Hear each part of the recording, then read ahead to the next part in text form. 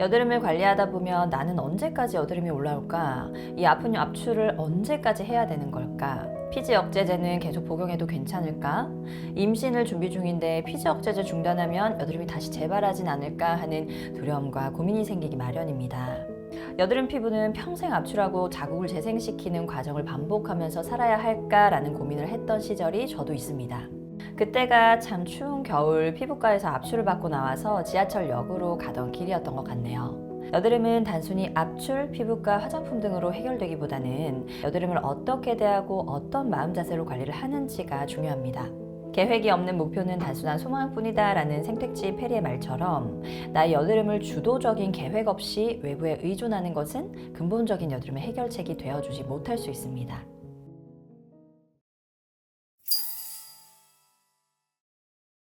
안녕하세요. 여드름 피부를 위한 맑음 그리고 빛입니다. 오늘은 여드름 피부를 관리하는 과정에서 꼭 필요한 그리고 아주 중요한 주제에 대해서 이야기를 해보려고 합니다. 여드름은 사실 하루아침에 좋아지는 문제가 아니기 때문에 관리를 하는 과정에서 정확한 원인을 파악하고 관리 방향을 설정하면서 꾸준히 지속적으로 관리를 해나가는 것이 관건입니다. 피부과에서 30회 패키지를 끊고 나면, 압출을 30회 받고 재생관리를 10회 받고 나면, 드라마틱한 후기가 넘쳐나는 화장품을 쓰고 나면 나를 괴롭히는 이 여드름을 졸업할 수 있겠지라는 희망과 그리고 반복되는 실망, 좌절을 저 역시도 아주 오랫동안 반복해 왔습니다. 여드름이 하루아침에 단기간에 좋아지기 어려운 이유는 바로 대부분 우리가 태어날 때부터 갖게 되는 피부의 체질에 의한 것이기 때문입니다. 여드름 체질의 피부는 건강한 정상 피부에 비해 모공 속 통로가 굉장히 비좁은 체질을 갖고 있는데, 이 모공 속 통로는 한번 넓힌다고 넓어진 상태를 평생 유지하는 것이 아니라 마치 마르지 않는 샘처럼 모공 속에서 매일 새로운 각질이 빠르게 만들어지기 때문에 이 각질이 쌓이지 않도록 청소해 주어서 모공 속 통로가 넓은 상태를 유지해 주어야 합니다.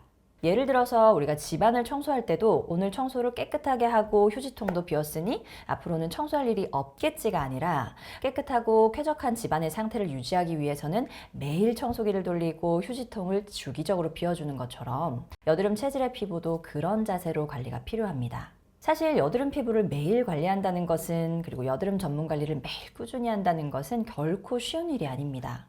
무언가를 매일 규칙적으로 반복하기 위해서는 첫 번째, 내가 이 관리를 매일 해야 하는 명확한 이유에 대해서 인지를 하고, 두 번째, 이 관리를 하면 어떤 피부 보상이 따르는지 예상할 수 있어야 하고, 세 번째로는 꾸준히 지속할 수 있는 동기부여가 있어야 합니다.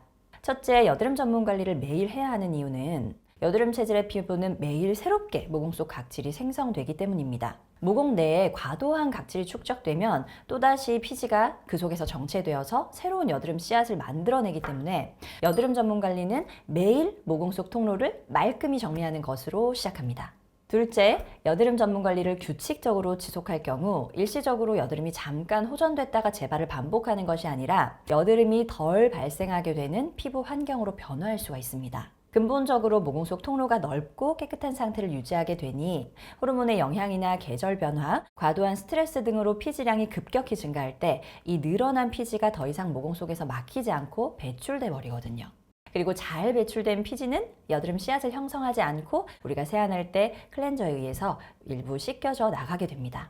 세 번째로 꾸준히 지속할 수 있는 가장 강력한 동기부여는 아마도 여드름이 좋아지는 과정일 것입니다.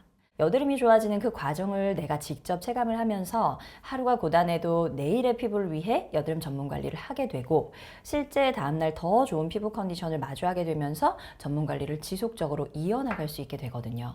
그리고 이 과정이 반복되면 어느 순간 아주 즐거운 마음으로 내가 전문 관리를 하게 될 거고요.